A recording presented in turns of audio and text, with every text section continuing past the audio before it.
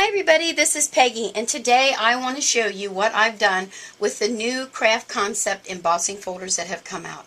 I'm telling you, they are really cute, cute, cute.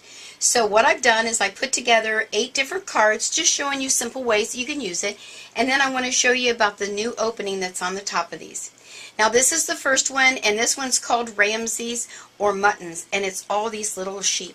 Is that too stinking cute? Let me bring this in a little closer. I'll try to bring each one in so you can see a little bit better. Isn't that cute? So what I did is I used coordination paper and then just sanded it, stamped myself a little lamb, and then the little words, I have an old typewriter and I just stamped "You okay?" and put that on there. So, and the folders are your regular A2 size, and they're just really a nice one. And what I want to show you toward the end of the video is the opening that they have in the top. I'll show you what we can do with that.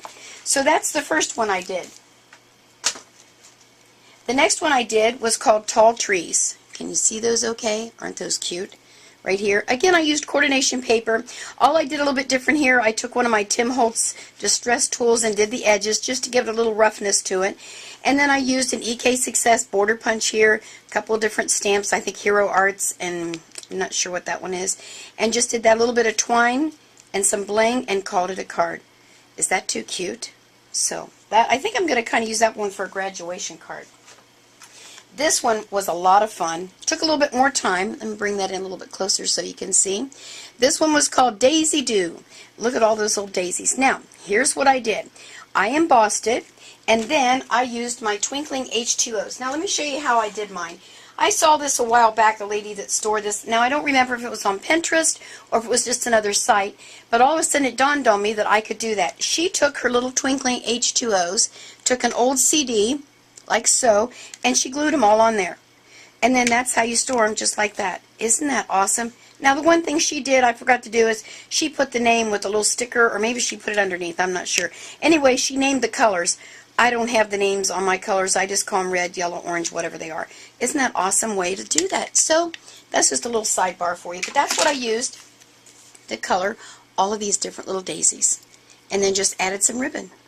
Then when I got all finished, I took, let's see, I took a Memento ink pad and one of my sponge embossing applicators and went over it very lightly, and almost came out gray actually, just to highlight the outline of the flowers. So there you are. How cute is that? Again, that's an A2. All the ones I'm going to show you today are all A2 size.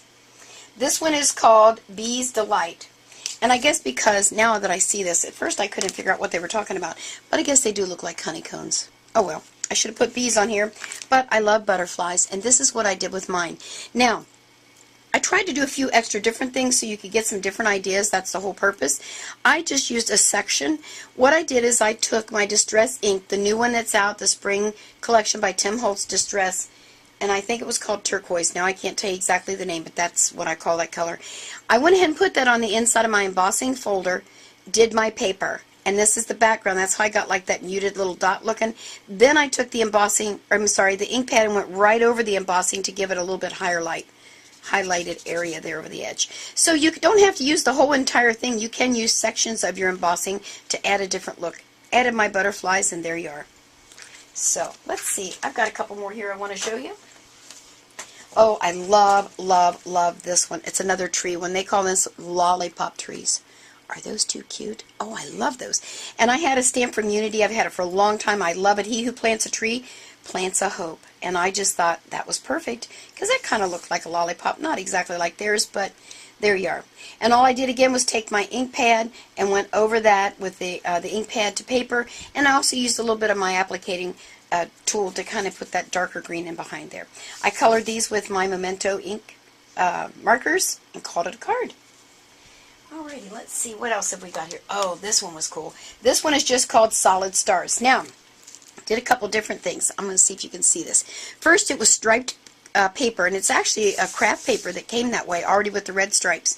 So I took my Stampers Anonymous stamp, the 4th of July one. I think it's called something else, but I call it 4th of July. Stamped it with Distress ink in the back, the blue one. Then I embossed it with the embossing folder called Solid Stars. Took a white ink pad, went over the stars. That gave me my really awesome background. Can you kind of see those in there? I hope you can. Then I pulled out the Uncle Sam, stamped him again with the dark blue ink, and I took one of the stars, cut it out, and I pop dotted it on his forehead. And then I had this little word stamp. I think it's from, a company, Cornish Heritage Farms, I think, and it said freedom. And I thought this would be a great 4th of July card. So there you are. So you can emboss, you can ink, you can stamp. Oh my goodness, so many different things you can do. Well, I've got a couple more here I want to show you, and then I want to show you the little trick that you can do with these. Look at this one. So simple. Stamped my sentiment, popped it, put a big bow on it. This one was called Spotted Flowers. Now what I first thought I would do, again using coordination paper, the first thing I thought I would do, because let me show you the back of the card. It has big flowers. I thought about putting big buttons there, but it just didn't suit my fancy. I just decided I needed a big silk bow on there, and that's what I came up with. And purple was good for that. You're so kind. So there you are. Now here's one more. This is the last card. This one turned out kind of funky. I had seen this in a book, and I can't tell you. I want to say it's Paper Crafters, but I'm not sure. But a lady did it with a bird and flowers, and I thought I needed a bird because of all this greenery in the background. This one's called Silver Fern. So again, using craft paper, I embossed it, went ink pad to paper, and did the green. Went on my Cricut machine, and I cut out the bird and the little twig leaf thing there. And then I pop dotted it to give it dimension. Took some white Claudine Hellmuth paint, gave it that white look around there like she had done in the book. Added my flowers, and I don't know where these flowers are from. I want to say they're Primas, but I'm not sure. And then I just had a little birthday wish and made a little tag out the side. I've seen this used a lot lately, and I called it a bird card. So there you are. Now let me straighten some things up and bring in my Cuttlebug and show you what you can do. Well, now let me show you this cool little thing that you can do with the Craft Concepts embossing folders. A lot of times you'd like to use this same embossing, but maybe you do a scrapbook page, maybe you want to do a 5x7 card, or maybe you want to do a canvas and add that little bit of embossing to it, but you need something bigger. So they have put a slot in the top of here, and it's about 2 1/4 inches wide, thereabouts. So what I did is I took a piece of paper, you slide it through there, and you're going to emboss like normal. Let me get it started for you. There we go. I'm going to leave the edge up just a smidge. We're going to emboss it like normal. Now I have to hold my Cuttlebug because I'm on my craft mat, and it won't adhere to that. Now, all I need to do is to lift that up, slide it up through there to the next section, making sure I get it in the center so my design is straight. I hope I did that right. I maybe could cut it a little bit wider. That's okay. And we're going to do the same thing again. Stick it back through there. And I'm using, for the Cuttlebug, if any of you aren't familiar, an A plate, a B plate, folder with the paper in it, and another B plate. Now, whatever die cut machine, embossing machine you use whatever sandwich you normally use for embossing. And if I wanted to get real technical, I could pull even this little section in here. And I might as well, because I do want to use this for a scrapbook page, and that is 12 inches. So let me go ahead and do that, and then I'm going to sand it for you. And you now have a wonderful accent for the side of a scrapbook page. And again, it could be for any size card, layout, whatever you're doing. Let me close this up. Now, a little tidbit I like to tell you, I do have my craft mat. Do not sand things on your craft mat. It will ruin it. I'm just going to pull in this plastic folder here. Now we're just going to sand that and show you how cool that looks. And there you are. A great embellishment for your scrapbook page. Well, thanks for stopping by, and make sure to check your local stores for Craft Concepts new embossing folders. Bye!